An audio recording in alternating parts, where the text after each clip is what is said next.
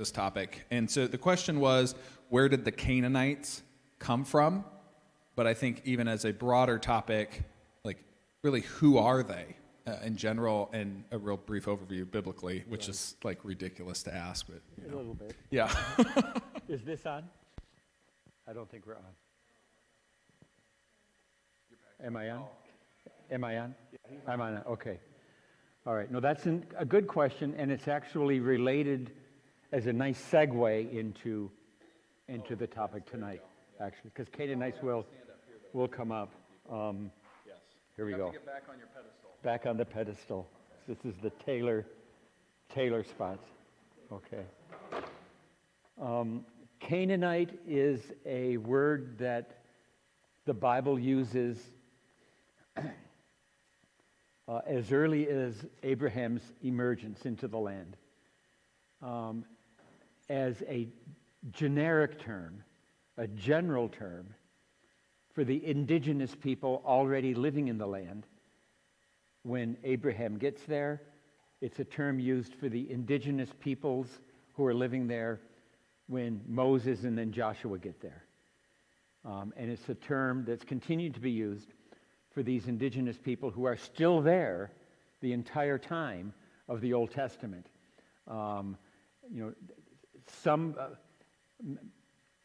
They didn't leave when Joshua came in. Israel and the Canaanites, they kind of intermingled. And they maintained their own communities. In some cases, they intermarried. In some cases, Canaanites became absorbed into Israel, like any ethnic group becomes absorbed into another ethnic group. In some cases, I imagine Israelites went the other way. You'd have to imagine that. But it's a broad-based indigenous term for the people who live there. If you would have asked them, are you a Canaanite? They wouldn't have said yes. They would have given you their little local tribal name. And all these names, for the most part, are lost to us. Little individual names. But the umbrella term is Canaanite for all of them. It's like saying Native American. That's an umbrella term, right? There's a lot of subgroups and groups of subgroups. The word itself, Canaan, was the term that the Egyptians used for the indigenous people living there. That's an Egyptian term, actually. And the Bible people just adopted the Egyptian name that they were using for the land, Canaanites.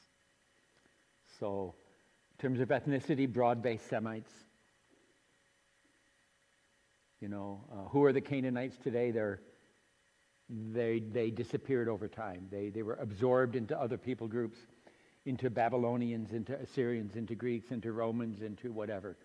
And it's not possible today to identify somebody as a ethnic Canaanite. You can't do it. It's the people, they've disappeared. Like the Philistines, they've disappeared into the Moabites, the Ammonites, the Edomites. All these groups have disappeared into just a larger mass of people of the Middle East. The Jews have not disappeared, but the others have, yes.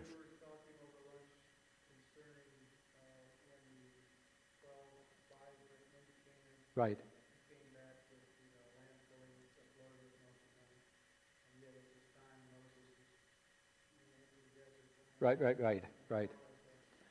Right. The typically when I've worked through this talk in other contexts, and I would say when I pause just about the spot that we ended before dinner tonight and ask for questions, I would say 98% of the time the question is, what about the land of milk and honey? That's the question that naturally comes up. And it actually leads to the second half of what I hope to get to, but we ran out of time. So I think that what we'll do is tomorrow during the service, rather than a formal sermon, it will be Taylor and I doing a question-answer. And that'll be one of the topics I think that will come up, and I'll try to say some brief things about it then. So maybe I won't say anything else now to make sure that you come to church tomorrow. And if not, it's probably you can find it online. But it's It's, I think, a term that can be explained several ways, and I maybe like one of them better that I'll mention, yeah. But it doesn't contradict what I said. Yeah. Okay. Other questions or comments, or should we have at it? Yes.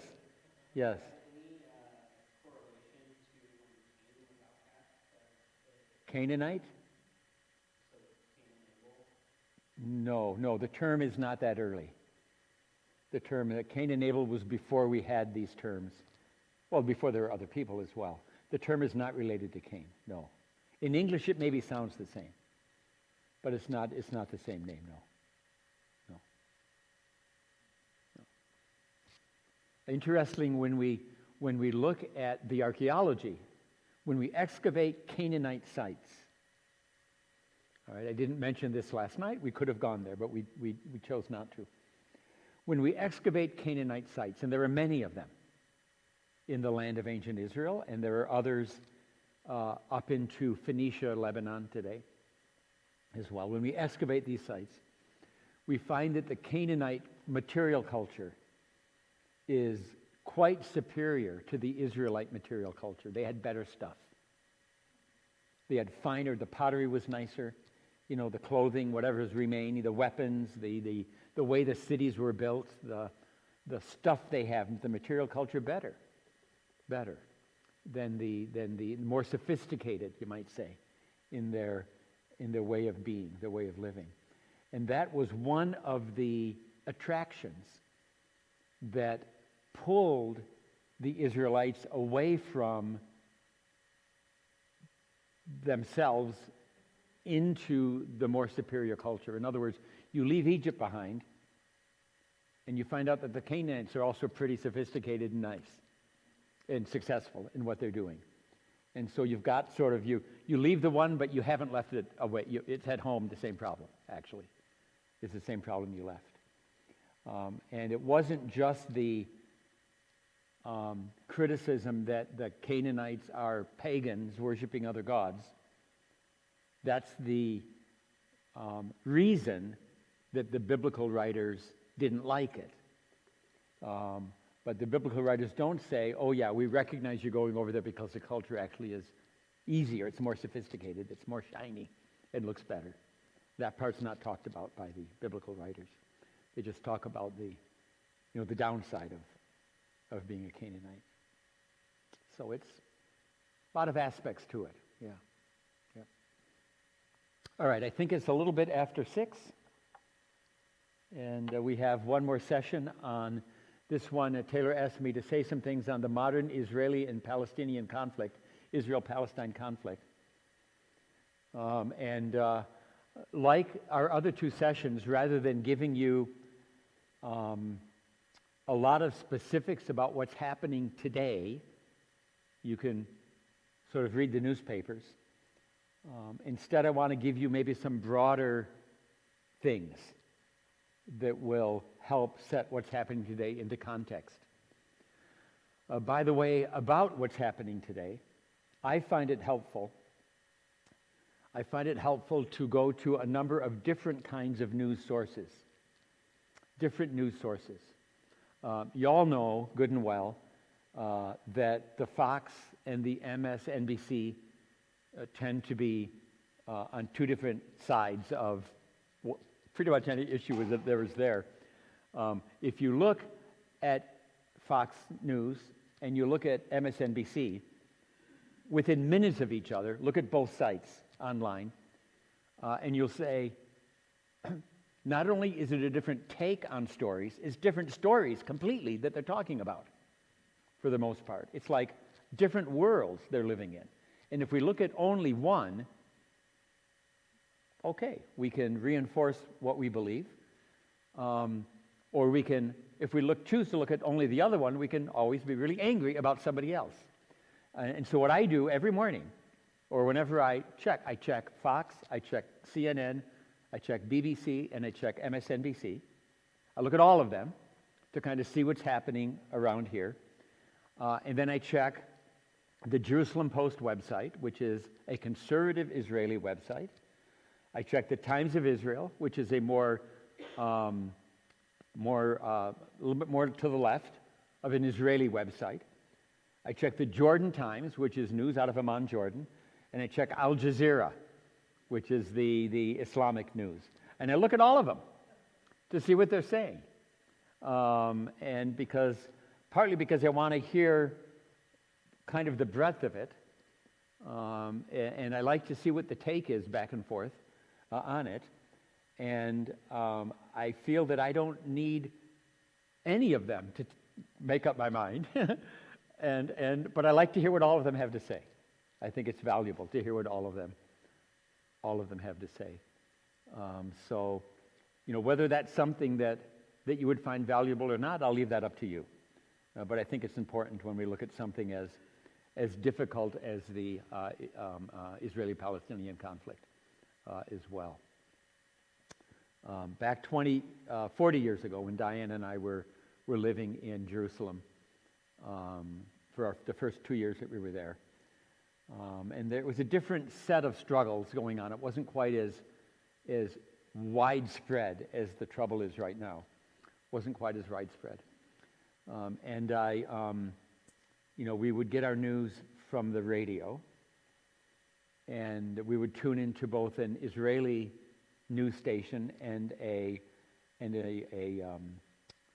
like an Arab. They're all in English, but an Arab-based Israeli station. And when they would mention something that happened, it was predictable language. The Israeli station, terrorists,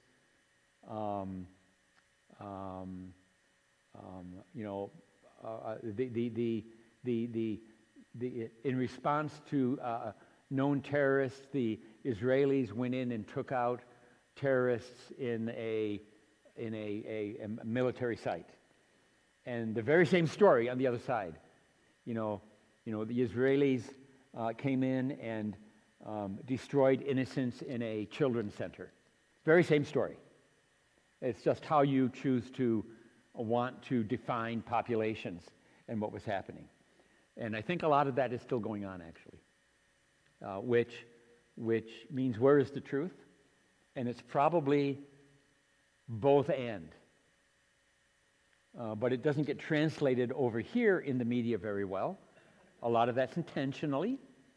And by the time the event happens and the media talks about it, and you hear about it and tell your friend, and they decide to protest for one side or the other, it's like 5 degrees of separation as to what was a murky truth to begin with. So it's hard. I understand that. At the same time, I don't want to minimize or excuse or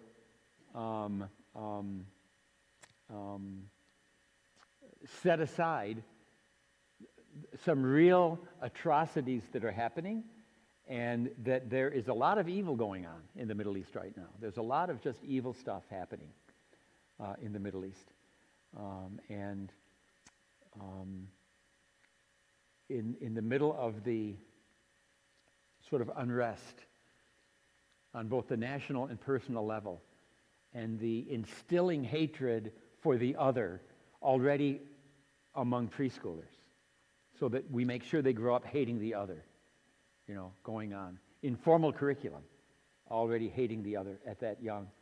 In the middle of all of that, we just have to say, what is the role of the church, and what is the role of believers in Jesus to speak into that situation, not just for believers in this land speaking in, because we're the foreigners, but the believers in Jesus who are Israeli passport holders with Jewish identity, and the believers in Jesus who are Arab, West Bank, Palestinian or Jordanian passport holders who are Arab identity, some of whom came from Muslim families. All of them believing in Jesus. What is their responsibility to find peace and to be spokesman for Jesus in the middle of that? And that's a hard job. It's a hard place to be. It's a very hard place to be in it. This particular picture that you see here is taken on Yom Yerushalayim, Jerusalem Day, which is celebrated every year on the day that the Israeli IDF, Israeli Defense Forces,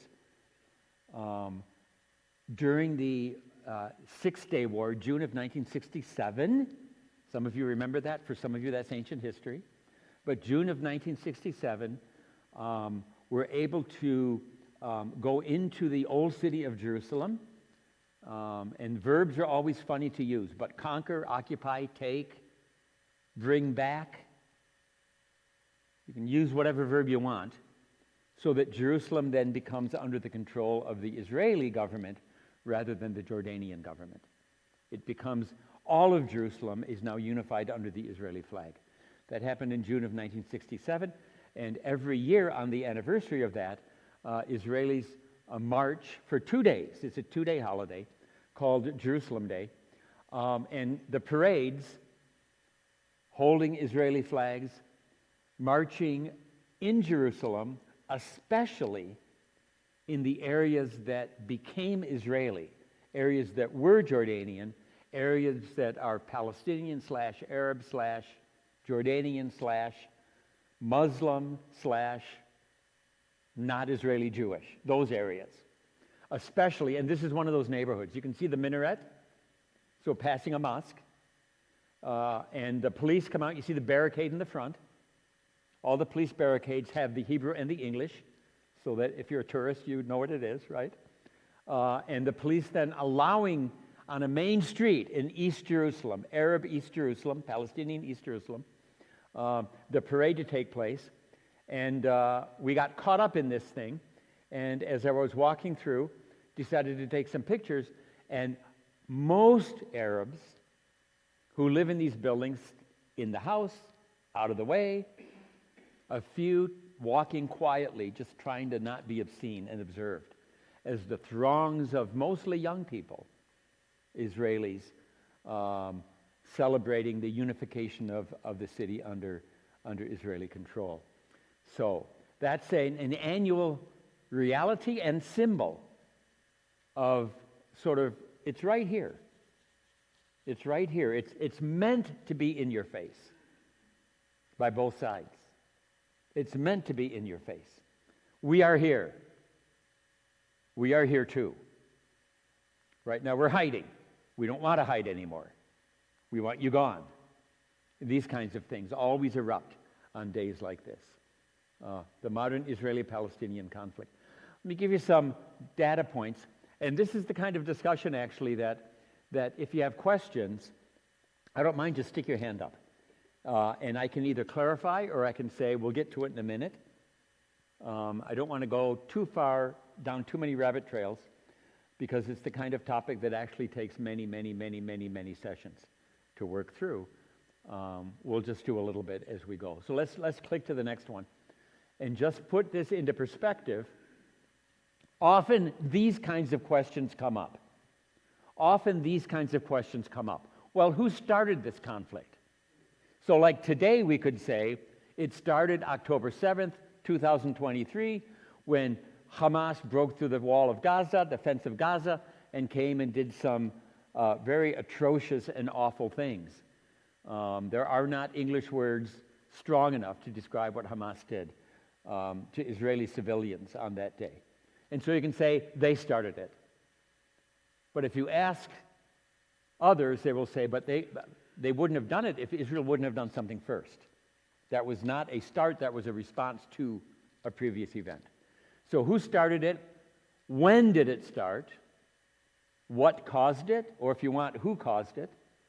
Why are they fighting anyway? And when and how might it end? And that's the big question right now. When and how might it end? And it's not getting any easier day by day, actually. When and how, and in terms of on-the-ground struggles, it's lasted much longer than anybody expected it to. War of Independence, Israeli War of Independence, the Six-Day War, the Yom Kippur War, these things lasted just days or weeks. This is a prolonged struggle on the ground that seems to just be getting more and more intransigent as it goes. So it's not possible to address the last question, when and how it might end, without first tackling the range of answers to the first four questions. And depending on who you ask, there could be various answers to the first four questions. Depending on which Israeli Jew you ask, there could be more than one answer. Depending on which Arab Palestinian you ask, there might be more than one answer. All right? These are not two unified fronts. They're two very diverse fronts coming together at various points. So next slide. Let me start by this. According to the Geneva Academy of International Humanitarian Law, wow. Currently, as of this moment, there are more than 114 armed conflicts in the world. You think Israel, Palestine, Russia, Ukraine. I can't think of a third one. Currently, there are more than 114. 45 in the Middle East and North Africa alone. Cyprus, Egypt, Iraq, Israel, Lebanon, Libya, Morocco, Palestine, Syria, Turkey, Yemen, Western Sahara, to name just a few. Over 35 in Africa, over 21 in Asia, 7 in Europe, 6 in Latin America, and the armed conflict that is currently happening has for a number of years now with the most casualties. The one with the most casualties is in, are you ready for this? Mexico. The Mexican government against drug lords and others on the other side of the border. Hence, people want to get out of there and come this direction instead, to the gentle rolling hills of Iowa and other places instead, to get out of that place. All right? So why do we spend all the time talking about Israel-Palestine? That's a question we should ask as well. What is it that makes the news focus so much on Israel-Palestine and totally ignore South Sudan or Bangladesh or Myanmar or other places? You know, places we don't care about. Not that we shouldn't. And that's one question to begin with, and I don't have a good answer of it. You know, people can rip each other's heads off in eastern Bangladesh, but if somebody sneezes in Jerusalem on the wrong side of the street, it's international news. Okay, it's more than sneezing now, but you get the idea, right? And why is that? And an Israeli Jew will say, many Israeli Jews will say, it's because of worldwide anti-Semitism. And that does play a role. I don't know if it's the only answer. I don't know if it explains everything. Probably not. But there is persistent anti-Semitism in this world for lots and lots of reasons, and maybe that's another discussion. How come it's there, and what can we do about it? That we'll set aside for a minute. Prolonged anti-Semitism, and we just don't like those people. All right? Maybe it can be explained as well. Yes. Yeah. Yeah.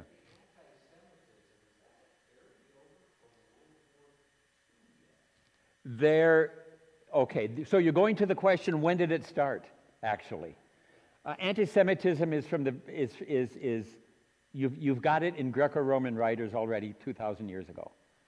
Very, very, very nasty anti-Semitism already, and you can trace it back before that.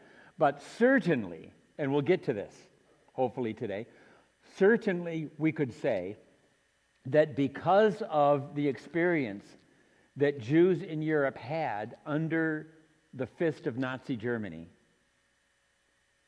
that the Jews deserve some kind of counterbalance of having a place where they can live safely and securely without having to deal with anti-Semitism at home.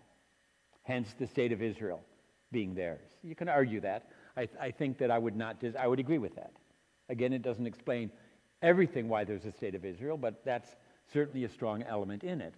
So when you get to your home and want to live in a safe and secure environment without anti-Semitism, and you find out it's still here.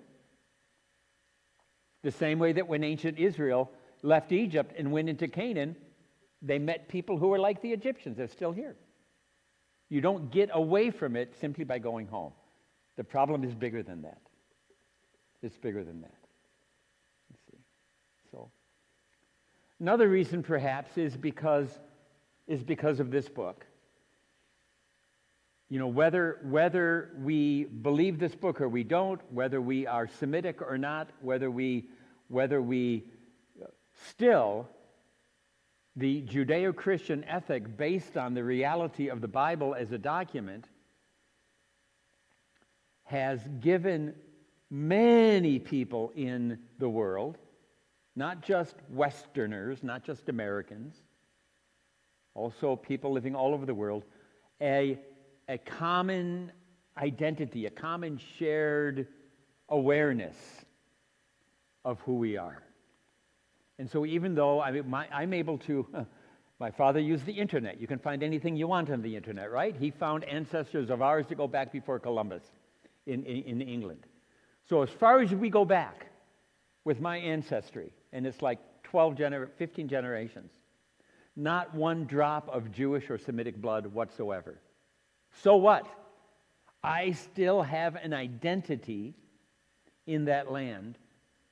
I still have an identity with God's chosen people. It's not blood-based. It may be grafted in. Use the term you want. But because of that connection, lands of the Bible are always going to be headlines in America. Always. Even for people who are non-believers, there's still something in that land that's interesting and sort of bumps it up to the top of the headlines in the news. So we'll keep that in mind as we go. I don't know, do Israelis like being front page news? Not always. Not always, but they are. Let's look at the next one. A number of years, this is a map. Back in 1997, Jimmy Carter's Secretary of State, Zbigniew Brzezinski, maybe some of you remember that name. Brzezinski followed Kissinger. One was German, one was Polish. Neither one of them spoke English perfectly, if you remember them speaking. But Brzezinski wrote a book both of them were college professors. Both of them interested in geopolitics. And in 1997, this is before 9/11, by 4 years, he wrote a book called the Grand Chessboard, American Primacy and Its Geostrategic Imperative. That's a fancy title. The Grand Chessboard, and looked at the entire world as a chessboard with the two main players. America, representing the West, and Russia, representing the communist world, Russia-China, representing the Eastern Bloc China world, communist world as it worked its way out of the Soviet Union, and the two of them using the rest of the map of the world as these spaces where they were moving pieces. And has some very interesting maps, the way he draws lines and things of areas and zones of conflict. And this thing, you see, which goes from Russia through Kazakhstan all the way down to Sudan and Yemen, including Turkey all the way over to Pakistan, the global zone of percolating violence, he calls it. This is 1997.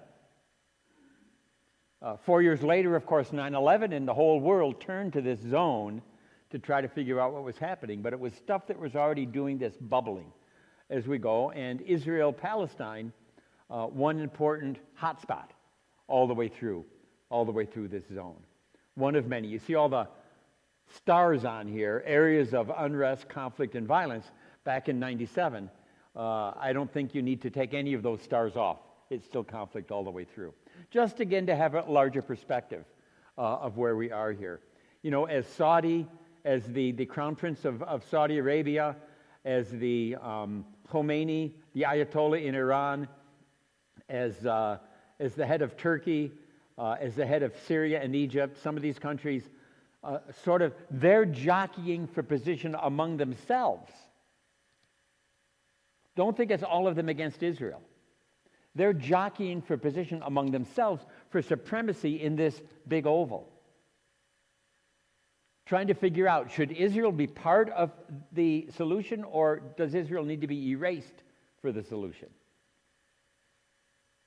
Don't think Israel needs to be erased is for the solution is the only suggestion that these guys are making. How can they be part of us? What can we do? Which one of us is going to... And how can we have living space and keep the big cat away, Russia? How can we do that? Or maybe we want to snuggle up to the cat. How can we do that? Anyway, next slide. All right, here are some Israeli claims. Common Israeli claims in the current conflict and in the years leading up to the current conflict. All right, common Israeli claims, things that you would hear the Israelis say, Israeli Jews say. Number one, there is a biblical mandate for our independent rule in the land. God put us here. All right? And wants us to stay here. God, we've been absent. We've come back. God wants us here. All right? I don't think I have to explain this one. We talked about it last session, among other things, right? Number two, there is historic continuity. It's not just God wants us here. Even an Israeli Jew who is secular, and here's a surprise, more than half of the Israelis are atheists today. They're secular. Their claim on the land is not because there is a God who put us here. Their claim on the land is we have a Bible that is part of our national religious heritage. Our people in the past might have believed in God. I don't. They might have. Good for them. But because they were here, we need to stay. We need to stay. So there's historic continuity. Jacob, the father of the 12 tribes, the story you have it here. God changed his name to Israel. So Israel is a very old name, all the way back, Genesis 32. It's an early name. It's an origin name of the people. All right? And the word Jew actually is a form of, an accent of, the word Judea or the word Judah. Judah. So when we talk about Jews today, we tend to equate them with all of the Old Testament people, Israel. That's actually what we call an anachronism. It's reading backwards. The Jews today, most of them, if you did the DNA, coming from the tribe of Judah, from the tribe of Judah. It's incorrect to say that David was a Jew. David was an Israelite of the tribe of Judah, which started to call themselves Jews half a millennia after David died. You don't have the word Jew until the return from exile. So if you want to be clear, you should say David the Israelite or David the Judean. You can't say David the Jew. You can say Ezekiel the Jew. Ezra the Jew, and Nehemiah the Jew, and Esther the Jew, because they were after the return from exile. Before that, you can't. People say Abraham the Jew. That one for sure you can't say, because he was the he was the grandfather of Israel, who was the father of Judah, who 1,000 years later you can have the word Jew. You see what I mean? So we have to be careful in terminology as we speak.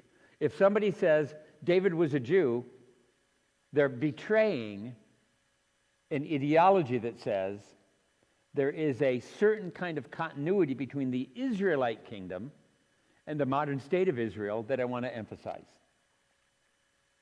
All right?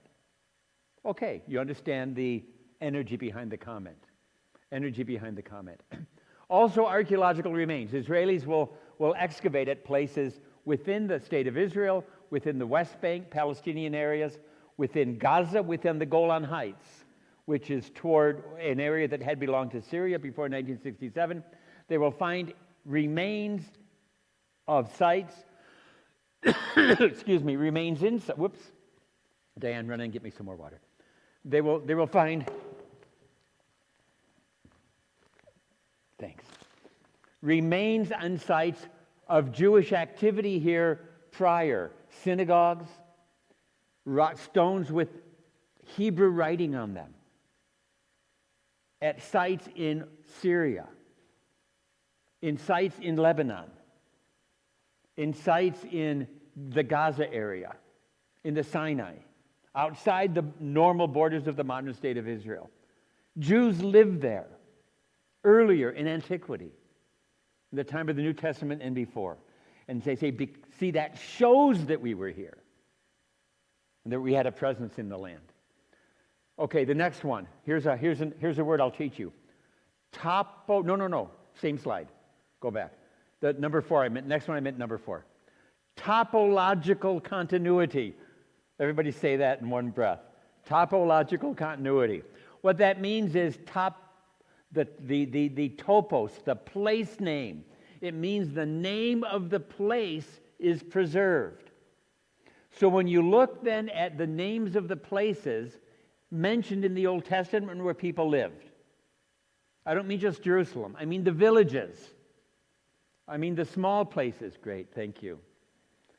The villages, the common villages all over the land. We have hundreds of place names mentioned here in Hebrew. And when you walk around the land, you find Muslim Arab villages scattered across what is now modern Israel plus the West Bank that have preserved, the name of their village is the same name as it was when Israelites lived there 3,000 years ago.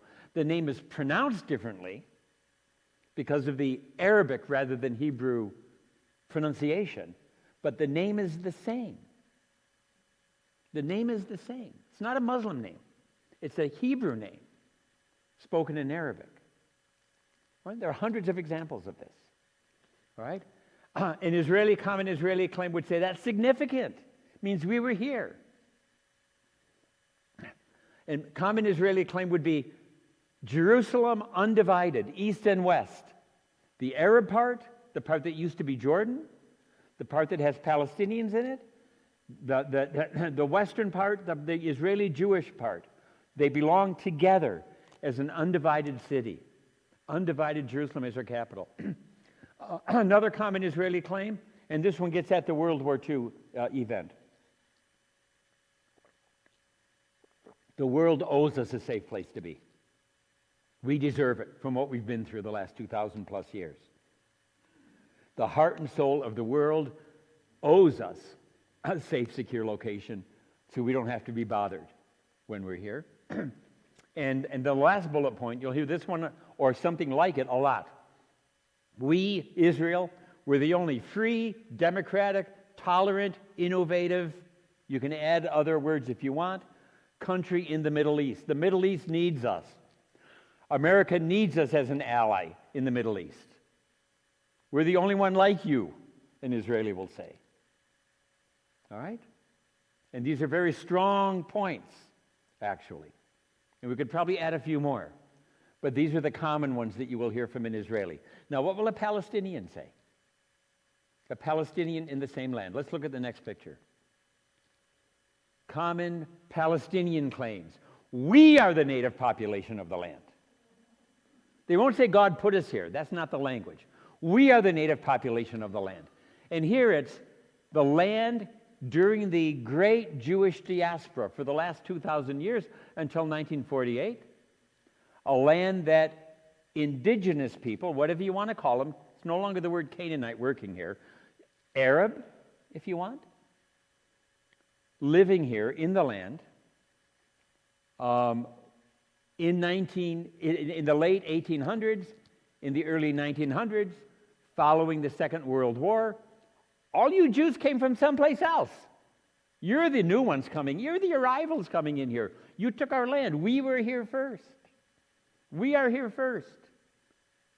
We are her first. In regard to the world owes us Israel a safe place? Come on. This was Europe's problem. Hitler was European. He was not Middle Eastern. You were living in Poland and Germany and France and Luxembourg and Belgium and Holland, you Jews. All right? Listen. You had a problem with Hitler. Hitler is gone. It's Europe. Solve the problem, Europe. Don't throw it over to me. Don't make your problem mine, a Palestinian would say. Find a place in Europe for you guys to be. All right? Common Palestinian claim. The word Palestine comes from Philistia. You see, we were here a long time ago. The word Palestine does come from the word Philistia, actually. It does. It does. The Philistines were here when the Israelites first came in under Joshua. There were already Philistines here. They were not Canaanites, another people group.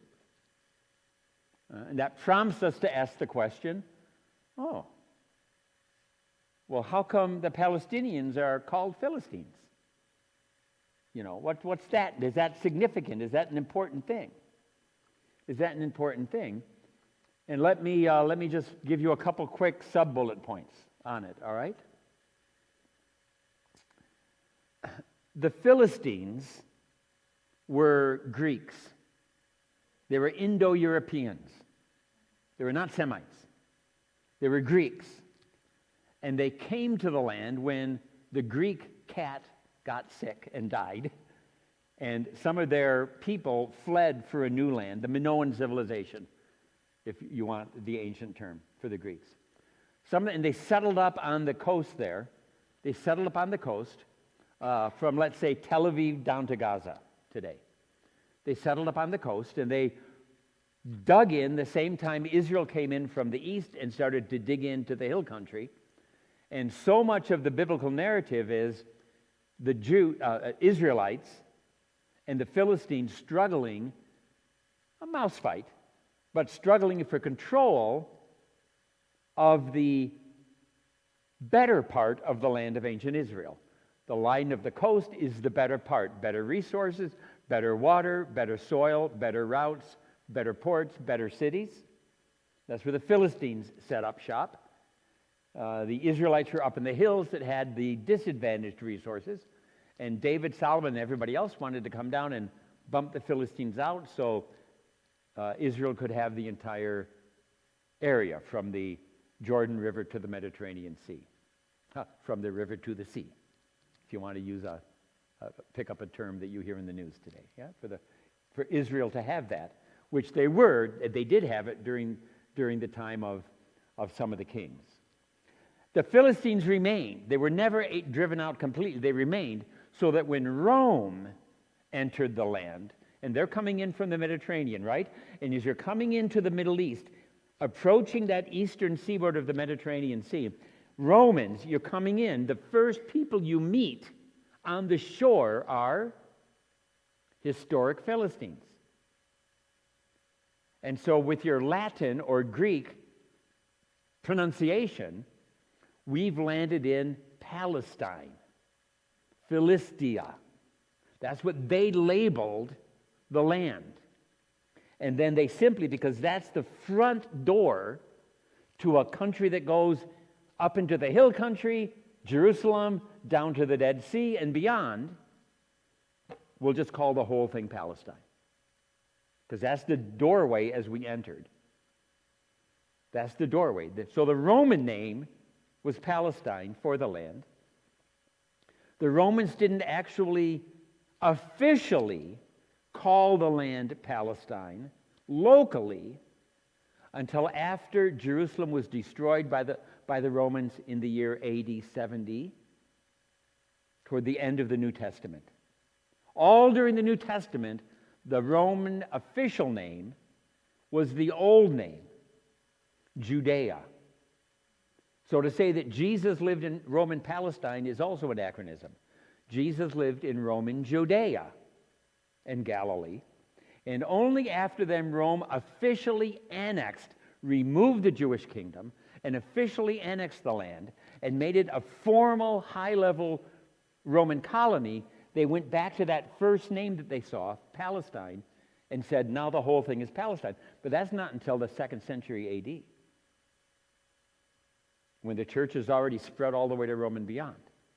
And that name stuck. The Greco-Roman name stuck until today. Until today.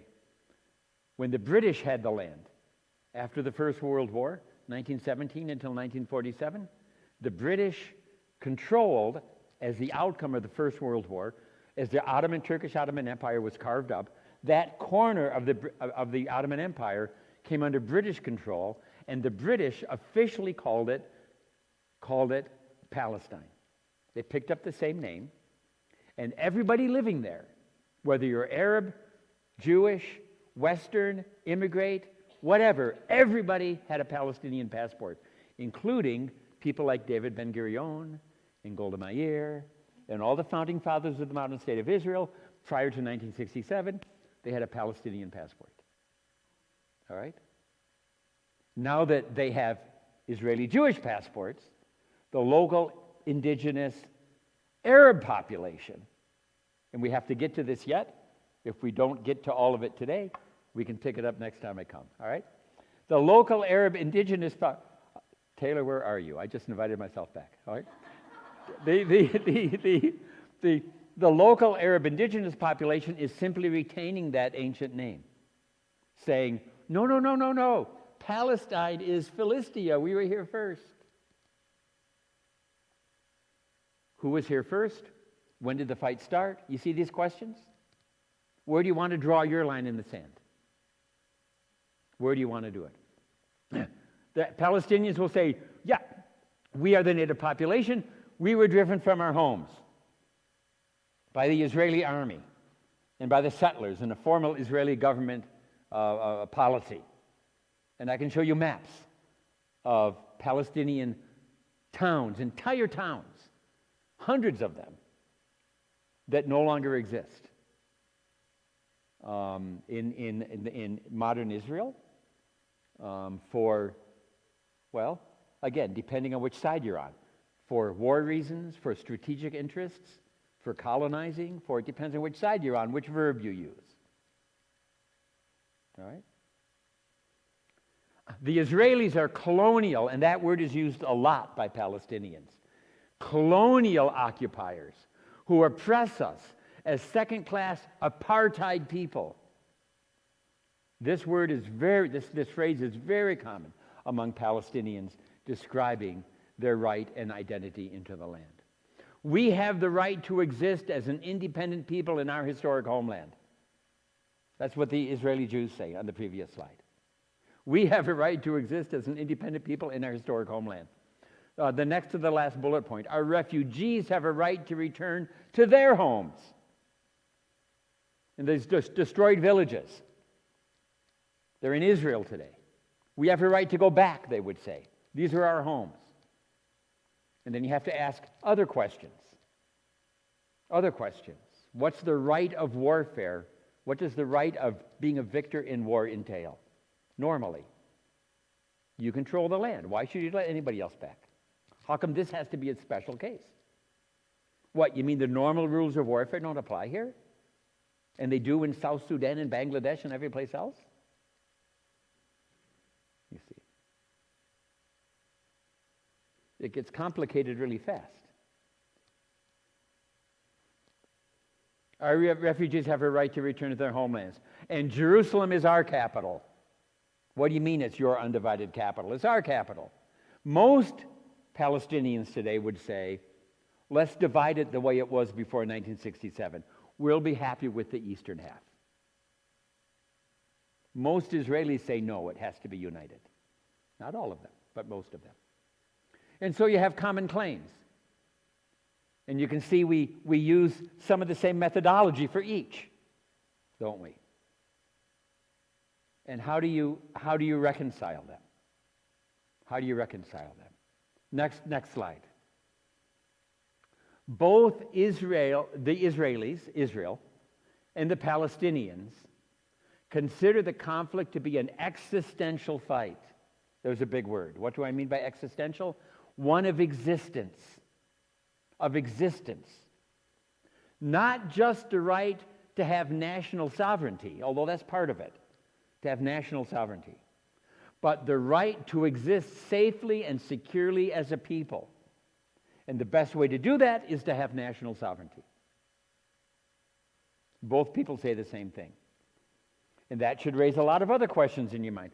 What about at what point does a people group have the right to say we should be independent in terms of sovereignty? And you can think of probably lots of people groups in the world who don't have or never had sovereignty. Don't they have a right to? Or maybe there are people groups who should be split into 2 nations. Yeah? Make California 5 different states. You've seen that one, right? Maybe we fought a war in this land. We fought a war back in, my great-grandma was born during that war. It was fought between the northern and the southern states, right? About should we be 2 or who says we have to be 1? My rights are best protected if I have my own independent country, not yours. And it's sort of at that level here, actually. It's sort of at that level. To exist safely and securely as a people. Do we need, and we should ask, do you need to have? Now, does God want you to have, is the method for security and safety nationhood? Or are there other methods to have that? You see, I'm asking questions, I'm not answering them. But I'm asking questions. I'm asking questions. Do we have a right? The Kurds don't have their own state. They would like it. The Armenians didn't for a long, long time, and now they have their own nation with the breakup of the Soviet Union. The Alawites don't have their own country. Have you heard of the Alawites? They're in North Syria. What compensates is the head of Syria, Bashar al-Assad, is an Alawite. He's not a Muslim. He's an Alawite. Well, an Alawite is a cultic Muslim. He counts himself as Muslim, but he's a kind of a minor offshoot. Right? He's in charge of Syria, so that's good enough. Right? At what point? At what point? At what point do the Native Americans deserve national sovereignty today? And the U.S. government is still wrestling with that one. And how about if we give you this much more? This much. You can have tribal councils. We'll kind of count you as a sovereign nation. But we really don't. What do you do with Palestinians within Israel? 1 Kings 4:25. And this is a verse that the Israelis would like to go back to. 1 Kings 4:25. It's a verse, one verse in a much longer set of verses and chapters that talks about the reign of King Solomon. After David expanded the borders of the land to include actually control over what is now, today, Jordan and Syria and Lebanon. After he pushed the borders of Israel back and Solomon controlled all of that, we read, among other things, in verse 25 of 1 Kings 4, Judah and Israel. The kingdom is united, but there's still an understanding that Israel and Judah are going to fall apart. So it says, Judah and Israel lived in safety, every one under his own vine and fig tree. In his own, today we would say, each one in his own home, with his own portfolio that allowed him to live a quiet and successful life. Lived in safety from Dan to Beersheba, all the days of Solomon. And you know that when the Israelis have election for government, for members of the parliament, of the Knesset, and for who's going to be prime minister, several of the parties running will put out the slogan, if you vote for my guy, he will give you safety. And it's the biblical Hebrew word from this verse. You vote for my guy, and he will let you live in safety. A lot of that goes back to the Second World War. Just let us alone in our own country. We deserve it. The Palestinians say, but why here? That was a Europe problem, not mine. Next slide. Is the root cause of the fight more one of material rights, land, economy, resources, border, control of space? Or is it more one of ideological rights? God put us here. Allah wants me here. Religion, culture, expressions of identity. We belong to the land. Which one is it? And you have a party in both among the Israeli Jewish population, growing, mostly young people, strong. Religious nationalists. That's a powerful punch. Religious nationalists. Put them together. You've got the same in the Palestinians, mostly young, strong, growing, driven. Religious, want a nationalists, looking for that nation to put it together. When you put nationalism and religion together, it's very powerful. Also in this country. I'm not saying it's right or wrong. I'm just trying to describe it, okay? So don't get too upset. But it's when you put them together, it's a very powerful punch. Listen, the church I grew up in, the Evangelical United Brethren Church that I grew up in rural Illinois, small little corner. My grandfather gave the land so the building could be built, my great-grandfather. And up in the front, there were two flags. The American flag, it was on this side. The American flag and the Christian flag. You know the Christian flag? Of course it's red, white, and blue. It wouldn't be any other color, you see. Now, is that good or bad? Well, it is. What it is it is. And in Israel and in Palestine, it's supersized. You know, give me the extra value meal with a little extra on it.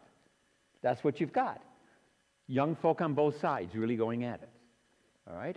The fusion of religion and politics, heart and brain, blood and soul. We are, after all, holistic people. We like to be that way. We like to be that way. I don't know how we can not be that way. But it's part of what energizes the fight. It's part of what energizes the fight. Okay, next slide. Here is a map. Okay, a little geography lesson. Here is a map. Oh, I can see we have this square around it as well. This happened, I guess, when I saved it on my computer. I don't know. Take these squares off.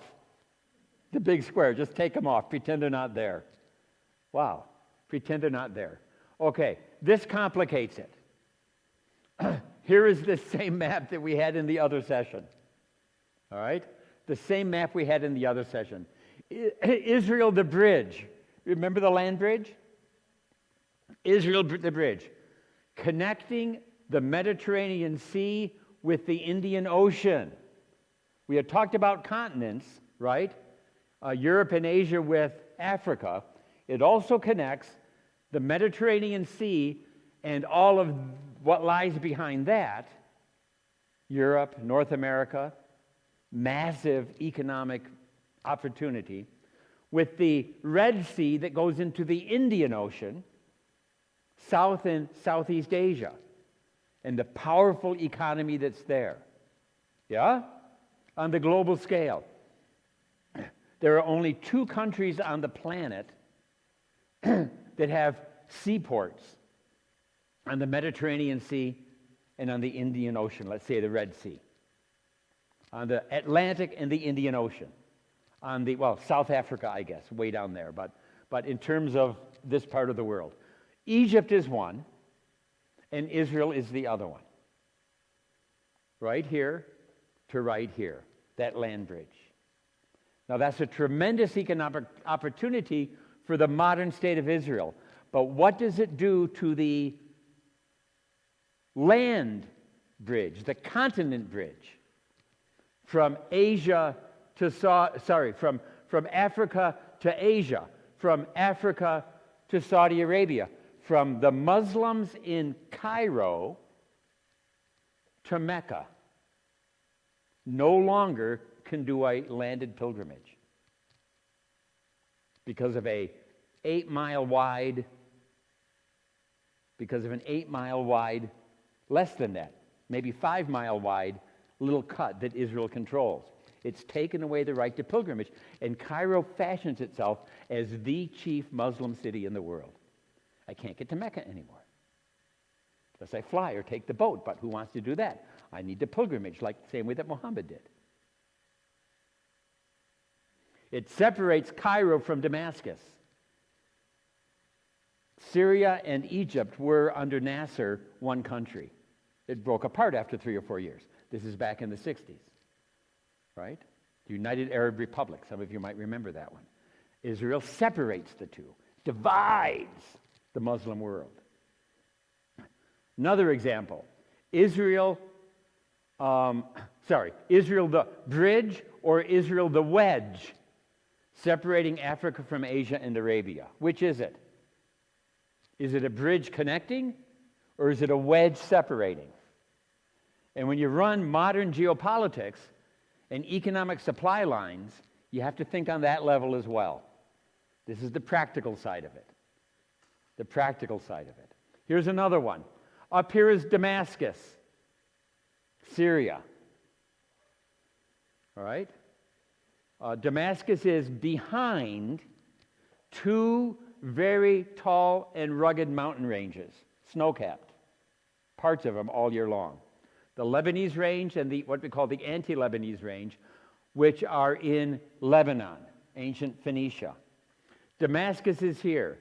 Damascus is a very ancient city that controls the camel caravan trade route from the Persian Gulf, Mesopotamia, down to Egypt, the very ancient route. But Damascus, whoever's controlling Damascus, also very badly wants to have a Mediterranean connection. Now today, Syria, you can do that way up here at a place called where Antioch was, Syrian Antioch in the book of Acts. They have a way to get out up by Turkey. But the direct way for Damascus, up and over these mountains in Lebanon, very, very difficult. You'd rather south and right through, there's a flat corridor right through here, through the Jezreel Valley. That's Damascus's claim to the Mediterranean. Right through the Galilee, right through what is today northern Israel. And Israel then, during the Six-Day War, took this whole section of Syria in order to make sure Damascus stays back and doesn't have the run through their land. This is only 30 miles. If Syria controls this, a very quick shot, before you know it, they've cut off Israel's northern lifeline. So instead, what do? We're not going to conquer Lebanon per se, but we sure are going to act like it's ours, which is what you have a fact on the ground today. We'll kind of force our way through the mountains with modern bulldozers and tunnel-making equipment and all kinds of stuff, and we'll make Lebanon our port to the sea instead. Iran says, I want a part too. Okay, come on in. Come on in. Next slide. Nations acting like people. Nations acting like people. You know, Israel the person, Jacob, the guy you read about in Genesis. Have you read those stories lately? Genesis 28, 29, 30, 31, 32, 33, 34, those chapters about Jacob? I'll tell you, the guy who God said, I'm going to make your name Israel. You're going to be the father of the 12 tribes. So have you read those stories lately? Read them with care in terms of how he acted as a person. He was kind of a rascal, that guy. Deceiver. Deceiver. The word Jacob. Where does it come from? In your Bibles, it will say it means deceiver. But it's something else. It comes from something even more basic than that. You all have two of them on your body. It's your heel. The word Jacob comes from a noun that means heel, the heel of your foot. And the idea is, if you're trying to overpass somebody, get in front of them, supplant them, and they're walking in front of you, just stomp or step on their heel as they're trying to walk. And they'll be tripped up without even knowing what happened.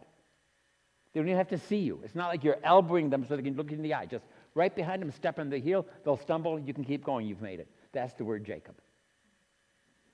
That's the word Jacob. All right? And God says, let me change your name. Let me change your name. I'm not going to change your personality. You are who you are. Let's just redirect it. And the story in Genesis 32 is, I'm changing your name. This is when Jacob wrestles with that guy. You know the story? Wrestles with, it says angel in Hosea, but wrestles with a guy. I'm changing your name to Israel. Israel means the one who strives with God, not the one who strives to be a deceiver, to overcome for your own good. Still strive. Just make sure you do it with God. And the rest of Jacob's history as a nation is the same story. Are you trying to strive for your own benefit or with God to create an environment where people can live really safely and securely? Which is it? Which is it? And are we any closer now than we have been then? I don't know. But the Bible becomes extremely personal. I have a feeling that if God would have chosen Ishmael rather than Isaac and his sons rather than Jacob, the rest of the story would be the same. Because you know what? People are people. The rest of the story would be the same. It wouldn't have changed. Israel the person, Israel the nation. The rest of the Bible actually describes the actions, the rest of the Bible describes the actions of Israel the nation as if Israel the person. And the prophets, the same way that a person would be scolded for certain behaviors, the prophets do that to the nation. Acting too much like it. Okay. Next slide. All right. Let's see. This one maybe is a little hard to see. This one is a little, let me give you some data points. Let me give you some data points. We're a little bit off. This one I think shows everything. Here it's not quite, it's a little bit bigger than the screen. Some data points. This is a map of the, let's say, the Middle East. All right, the Middle East. The X here, well, it's over a bit. Israel. That's our Israel-Palestine. This, yeah, that's better. Israel-Palestine, that's kind of our land between.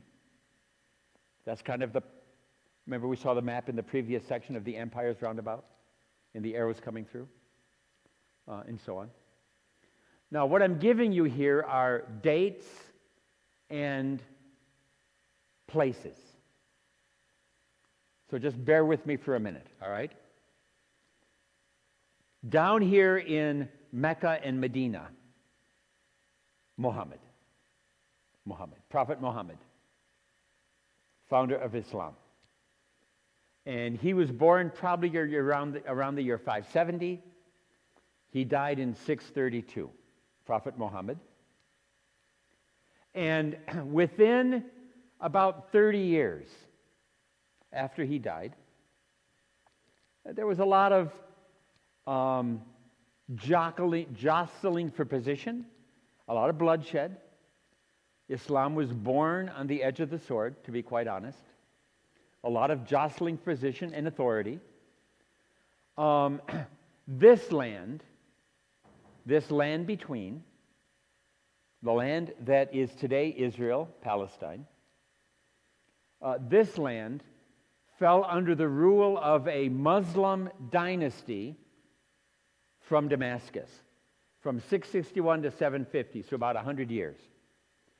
This land was ruled by Damascus, Muslims from Damascus. They were followed from 750 to 975 for another couple of centuries by another Muslim dynasty from Baghdad, ruling this land. The cat ruling this land. A cat ruling this land. They were followed by another set of dynasties from Tunisia and Cairo. North Africa. Another set of cats, Muslim, ruling this land until the year 1171. All right? Then it became Crusader, ruled by a Christian cat from Europe for about 100 years. Then it became ruled by another Muslim cat from Cairo, 1250 to 1517. This is the time of Columbus, Michelangelo, Da Vinci, right? Ruled by another Muslim, the Mamluks from Cairo. And then from 1517 until 1917, the end of the First World War, by another Muslim dynasty cat from Constantinople, now Istanbul, the Ottoman Turks. And from 1917 to 1948, by the British, another cat. So from the rise of Islam until 1948, this land, Israel, Palestine, was ruled not internally, but by somebody else. For almost 1,500 years. Never ruled locally. Always ruled by somebody else. All right, is that clear? Clear. Now, next slide. If we back it up from Muhammad, let's go backwards from Muhammad. And I'm not giving you dates, I'm simply giving you names. Before Muhammad controlled this land, before the Muslims did, for 20 years it was Persian, then it was Byzantine Christian, then it was Roman, and then you have about 100 years where it was freedom, independent Jewish state under the Maccabees. And then before that it was Greek, before that it was controlled by the Persians, before that it was controlled by the Babylonians, before that it was controlled by the Assyrians, and before that, Israel and Judah, independent states, Israelite states. And by the way, that's when we first have the word Arab, during the time of the Israelite kingdom. And the Arabs are Bedouin. They're desert, camel, goat, sheep, tent people only, the Arabs. That's the term used for them. The earliest use of Arab are the Bedouin, the movable camel caravan guys. Before that, it was Egyptian and Canaanite. In terms of control, almost always foreigners, cats. Rarely, almost never indigenous. And the only time it ever was governed independently, indigenously, when the Jews had an independent state under the Maccabees for 100 years prior to the New Testament, and during the years of Israel's monarchy, and before that when it was independent Canaanite city-states ununited. But each city-state just did its own thing. All right? When was there an independent Palestine? Never. Never. Now, does that mean the Palestinians shouldn't have an independent state today? No. But you can't base it on we had one once, because they didn't. Should the fact that Israel had an independent nation under the Maccabees and under the kings of Israel and Judah, is that enough to say that they should have an independent state today? Maybe. Depends on who you ask. Depends on what your end times theology says. And there's a lot of debate on that one as well, you see. So we're trying to fish for something, yes?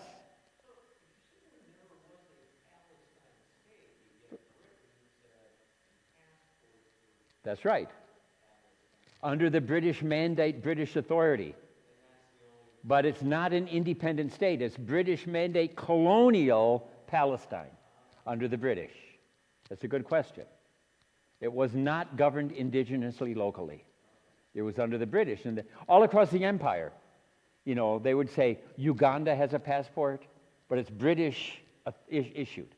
So there never was a Palestine government. Never was. Never was. Now, and the Israelis are very quick to say that, because there never was, there shouldn't be. And the Palestinians are saying, but just because there never was doesn't mean there shouldn't be, and we were here first in any case. We just finally, you owe us control finally after all these years. So which side are you going to come down on, you see? I want to emphasize this. We talk about the land being Roman or Greek or Persian or Muslim or whatever, all right? There was never a time when the land was only Roman, only Greek, only Muslim. Always had a mixed population, always. It was never ethnically pure, ever, ever. As most places are never ethnically pure. I can't think of a country anywhere that is just one type of people. I can't. And Israel, Palestine certainly today is not one as well. Next slide. So the British, in the middle of the First World War, 1917 rather, Arthur Balfour, the British Foreign Secretary, pronounced this: His Majesty's government view with favor. Notice there's a U in the word favor, okay? View is British. His Majesty's government view with favor the establishment in Palestine.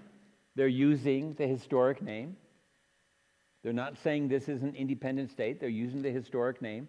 It's been used since 2nd century AD. Of a national home. Notice he doesn't say independent state.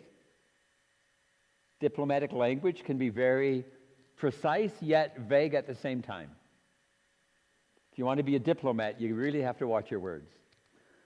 Of a national home for the Jewish people. Notice he doesn't say Jewish state, people group.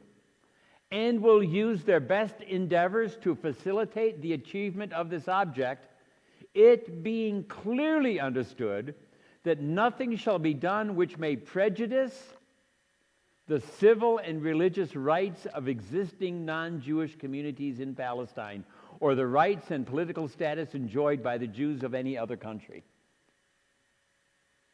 It's this: nothing shall be done which may prejudice the civil and religious rights of existing non-Jewish communities. The Palestinian Arabs say, that's us. That's us. The existence of the modern state of Israel prejudices our civil and religious rights. We're not free. And Balfour said that we need to be free. And so the establishment of the state of Israel is a violation of the Balfour Declaration. And the Israelis will say the establishment of the state of Israel is exactly what the Balfour Declaration wanted to have. And you can read it both ways. You can read it both ways. By the way, the peace treaty, the Camp David peace treaty, remember Jimmy Carter at Camp David, Jimmy Carter, Anwar Sadat, and Menachem Begin. And they made peace with Egypt, Israel and Egypt, 1978, 1979. And the peace treaty was written in Arabic, it was written in Hebrew, and it was written in English. And guess what? They were not exact translations. The Arabic translation favored Egypt. The Hebrew translation favored Israel. Guess what? Guess what? We have from the 1200s BC a peace treaty between the Pharaoh in Egypt, Ramses II, and the biggest cat of his day, the king of the Hittites, modern Turkey. Made a formal peace treaty. And there's a copy of the peace treaty written, carved in stone in hieroglyphics in the Karnak temple in Egypt. I've seen it with my eyes. And there is a cuneiform, wedges on clay, in Hittite copy of that peace treaty in the museum in Istanbul. I've seen it with my eyes. The treaties are different. They favor each party. And they figure the other guy is never going to read it to know. This is what happens. This allows two different interpretations. So what do you do? Next slide. All right, I still got some time. Next slide. Now, throw on top of this the rise of nationalism. And if you can think now, your European history, end of the 1800s, as the age of empires, colonial England, colonial France, colonial Russia, colonial Italy, colonial Austria-Hungary. Europe was carved up into just a few countries. Just a few countries, and they all had interests overseas. And there was a rise of local people groups saying, we don't want to be governed by Germany or France or Austria-Hungary. We want to have our own government. Nationalism led directly to the First World War. Who shot the Archduke? It was the Serbian nationalists. End of June of 1914. The rise of nationalism. And the rise of nationalism in the 19th and early 20th centuries, in which colonial powers fostered various movements in the Middle East. These great empires in Europe, the Austro-Hungarians, Franz Joseph, the Germans, the rise of Germany in 1870s, the French, the Italians, the Russians, the Tsar Alexander the Third and Second, the British, Queen Victoria. They were all jostling for position in and around Jerusalem to see who is going to reap the benefit of controlling the Middle East when the big cat dies and goes away, the Ottoman Turks. And they were all, I can take you to Jerusalem and show you, they were all building different buildings in strategic spots as protecting the holy spaces, but all of these buildings could act as military forts when the big fight came. So this is the end of the early 1900s, prior to the First World War. Zionism.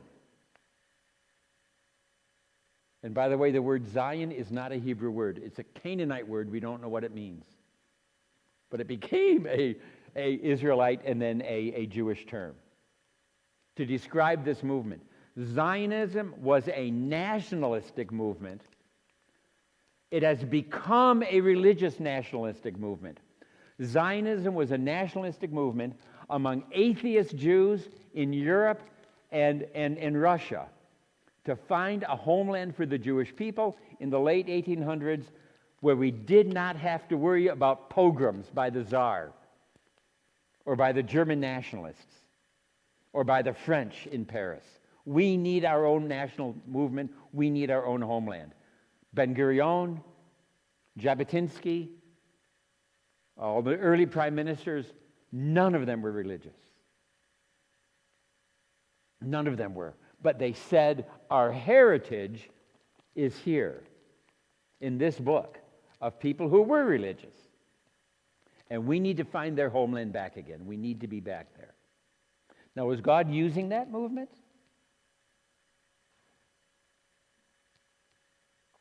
Christians will say yes. Jews will say yes. Palestinians will say no. Does God use Cyrus, the pagan king, to bring Israel back into their homeland as a return from exile? Cyrus was a rank pagan. Isaiah called him Messiah, the anointed one, God's anointed one, who's going to use him anyway and bring Israel back. All right? Can we put Ben-Gurion in that category? Or is there something more than that? Something more than that. But Ben-Gurion tapped into a very strong understanding among people who do believe that God is bringing Israel back into the land. Tapped into it.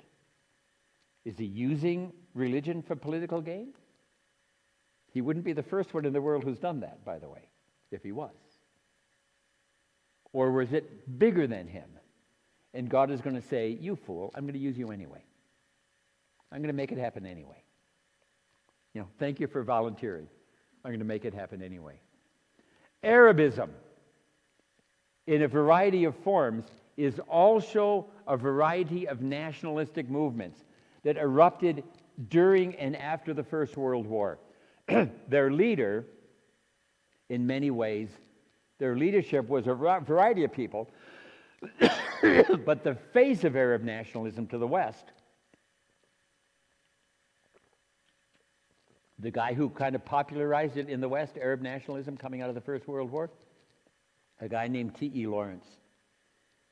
You know him as Lawrence of Arabia. And his goal, he was working with people in Saudi Arabia to establish independent Arab nation states as the Turks, the Ottoman Turks, pulled out. And when he was told by his queen, would have been king by then, Victoria is gone, by his king and his government, thank you for raising up the Arab revolt against the Turks. Our plan is to make them part of the British Empire. Lawrence was so upset with his own people because he had to go back and face the Arabs and say, it ain't going to happen. You're not going to have your nation states. Now, eventually they got them anyway coming out of the Second World War. But initially, no. Arab nationalism, very strong. Nationalistic movements, all of which have become more or less religious. The rise of Islamic fundamentalism in Iran is a hyper-religious nationalistic movement to bring Iran's government back to indigenous rather than Shah-oriented government, as an example. But these movements among the Arabs, they're not united. Once in a while, they'll come together for or against certain causes. The most common cause they've come together against is, what are these Jews doing here? They're supposed to be up in Europe if they want a state. But not all Arab governments are equally excited to get the Jews out. Jordan has made peace. King Abdullah in Jordan is trying very hard, recognizing that Israel is a friend, not a foe, for Jordanian interests. And the two can coincide. The Crown Prince of Saudi Arabia is coming to the same point. Mohammed bin Salman is coming to the same point, where Saudi Arabia and Israel can be united for a stronger economic gain. Syria is not at that point. Lebanon is not at that point. Iran is not at that point. I don't know. Next slide. A very big complicating factor. Neither Israel nor the Palestinians are united internally on just about any criteria. And maybe let me show you some of these data points, and then we're about out of time. So the next slide. Israeli society today, Israeli passport holders, are divided on just about every issue.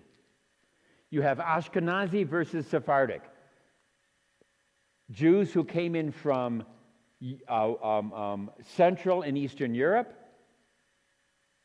from countries that we come from, and Jews that come from the Middle East and North Africa, who grew up in Muslim environments, who spoke Arabic. You know, the former president of Israel was born in Iran, in Tehran. Moshe Katsav, president of Israel, born in Iran. Ben Gurion was born in Belarus, or I think Poland he lived in for a while as well. Jews from the Middle East, Jews from Europe, and still in Israel, the Jews from the Middle East, from Europe, looked down on the Jews who came from the Middle Eastern countries, especially the Yemenites. Many Jews from Yemen in Israel today, and they're all looked down on.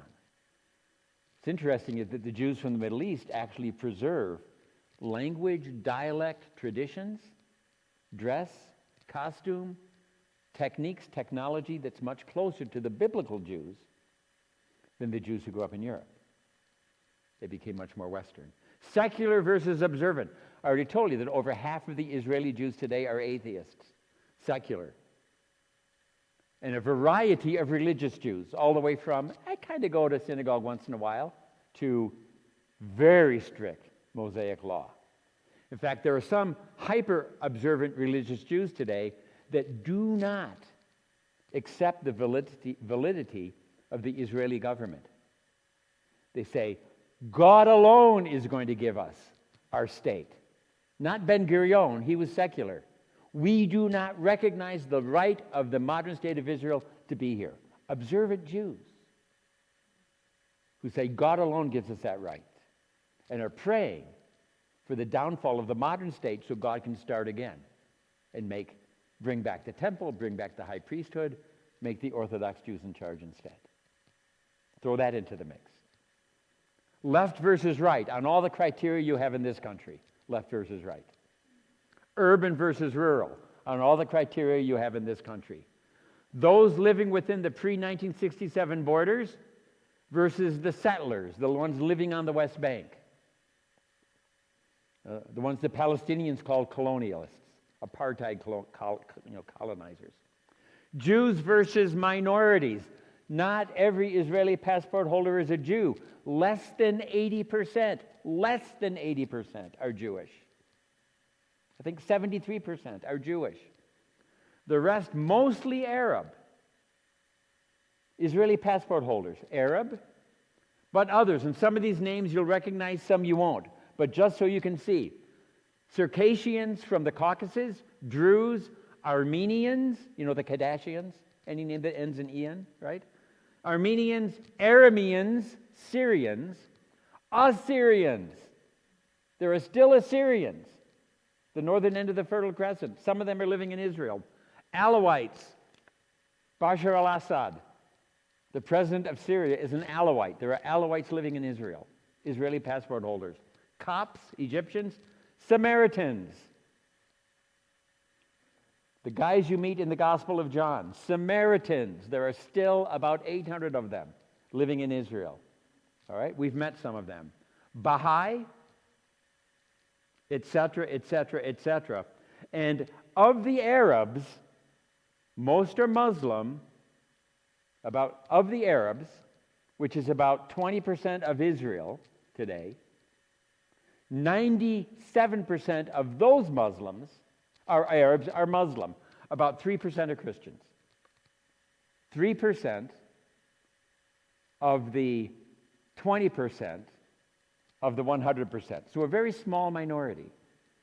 And by Christian, I mean Greek Orthodox, I mean Maronite, Eastern Catholic, I mean Roman Catholic.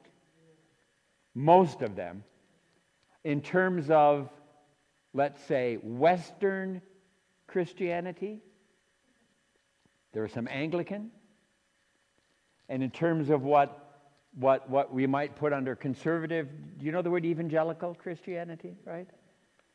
Maybe 6,000 people, 6 to maybe 16,000 people, we're not exactly sure, total, out of 10 million, 6 to 16,000 total.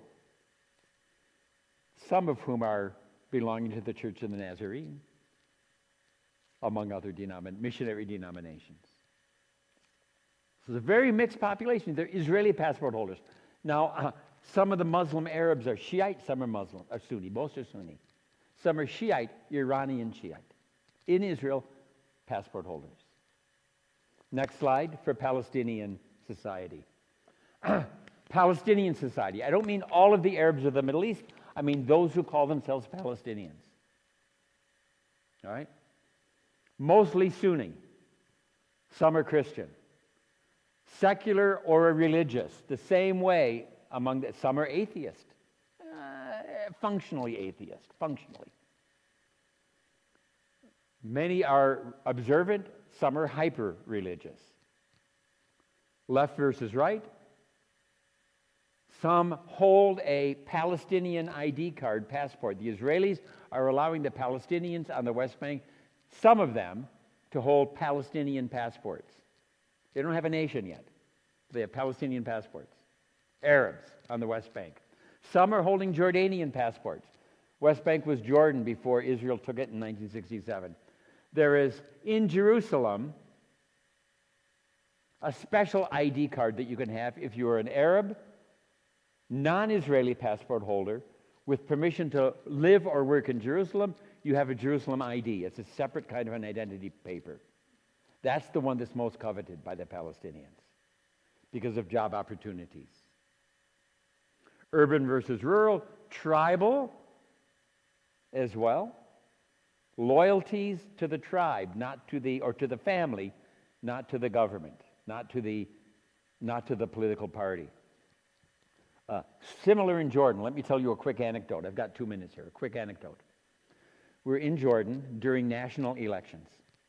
And there were parties, political parties that were running within Jordan for the parliament, for the government. It's kind of a parliament that works underneath the king. The king is the government, but he has his parliament to kind of advise him and stuff. And the King Abdullah II in charge of Jordan. The parliament, all these parties were running, right? And so they were running and they were running and they were politicking and candidating, and then the election took place. Most of the people who won were not those of those parties. They were local heads of tribes and families. When push comes to shove in the ballot box, you vote for blood. You don't vote for some guy that you've never met but says he wants to represent you. You vote for the head of your tribe or your family instead. National election. National election in Jordan. The Palestinians the same way. And the native versus immigrant, guess what? I don't have a percentage, but many people today living in the West Bank or people who were in the modern state of Israel and became refugees and moved out when Israel took over in 1948 are not native Palestinians. They moved for economic reasons from Lebanon or Egypt or Saudi or Jordan and someplace else.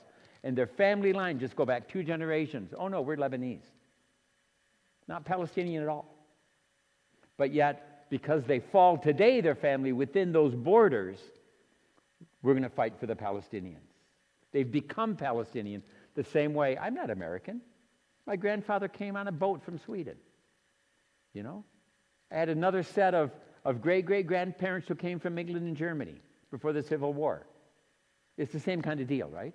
How long do you have to be there before you say, no, I'm American? Well, no, I'm Palestinian, they'll say. Where do you fall? Which Palestinian is fighting which Israeli? Over what? And then you get the loudest voice, who happens to be in Israel right now, Benjamin Netanyahu.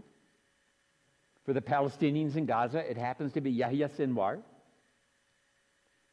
For Hezbollah, we don't know who it is anymore because the Israeli missiles are getting to be too good at finding them, right? For the moment in Iran, it's the Ayatollah Khomeini, or that was the first guy, the Ayatollah. Which one? Representing who? And the loudest voice is usually the one that's gathering enough support to have the fight. Does that mean all of them want to fight? No. But all of them then become part of the fight, identified with it, and either aggressor or victim, depending on where it happens to be going.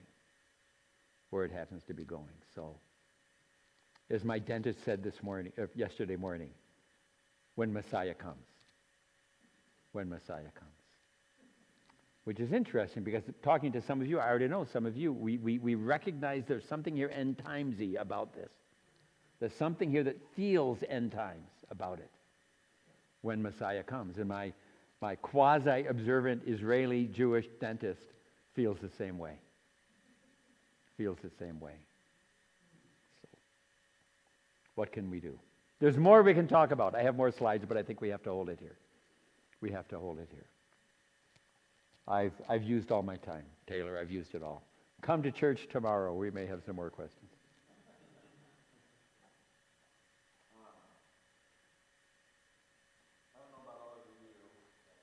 For the online people, it might actually cut you off. I'm so sorry, online people. Bottom line is, if you didn't know, this is all really complicated. There's a lot of layers. I think one thing that would be really good that everybody walks away from this is more humble when it comes to the topic. Because I know that's what I walked away, because I thought I went into Israel and I was on the right side of the equation. My thinking was on the right side, and then I left and I'm like, ooh, I wasn't thinking even close to the whole picture. So it was very insightful. And I got pretty special treatment because Paul and Diane took me to places that not everybody got to go. Let me add one thing to that if I could. Yeah. Okay, not to take your time, but our goal